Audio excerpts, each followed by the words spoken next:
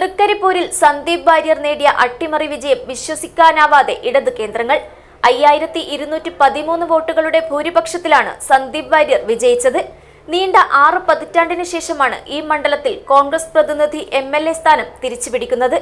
Dream flower IVF centre കേരളത്തിലാദ്യമായി AI embryoscopy സാങ്കേതിക വിദ്യയിലൂടെ വന്ധ്യതാ ചികിത്സയിൽ വിപ്ലവം സൃഷ്ടിച്ച 14 വർഷത്തെ പാരമ്പര്യം, 10,000-ലധികം പുഞ്ചിരികൾക്ക് സാക്ഷ്യം വഹിച്ച മികവ്. ഇപ്പോൾ വെറും 60+ മെഡിസിൻ IVF പാക്കേജ് ഡ്രീം ഫ്ലവറിൽ മാത്രം. Dream flower IVF centre, opposite police station, Kasaragod. ഇടതുപക്ഷം കാലാകാലങ്ങളായി കൈയടക്കി വെച്ച തൃക്കരിപ്പൂർ കോട്ട സന്ദീപ് വാര്യരിലൂടെ കൈയടക്കി UDF.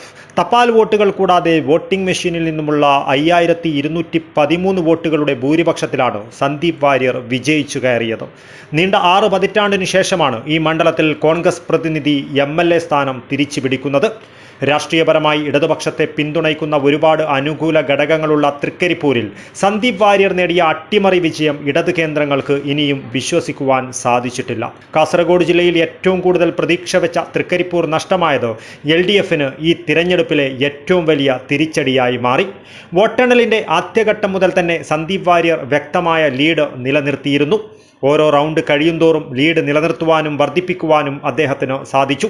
മണ്ഡലത്തിലുണ്ടായ ശക്തമായ ഭരണവിരുദ്ധ തരംഗത്തിൻ്റെയും മാറ്റത്തിനായുള്ള ജനഹിതത്തിൻ്റെയും സൂചനയായാണ് ഈ രാഷ്ട്രീയ അട്ടിമറി വിലയിരുത്തപ്പെടുന്നത്.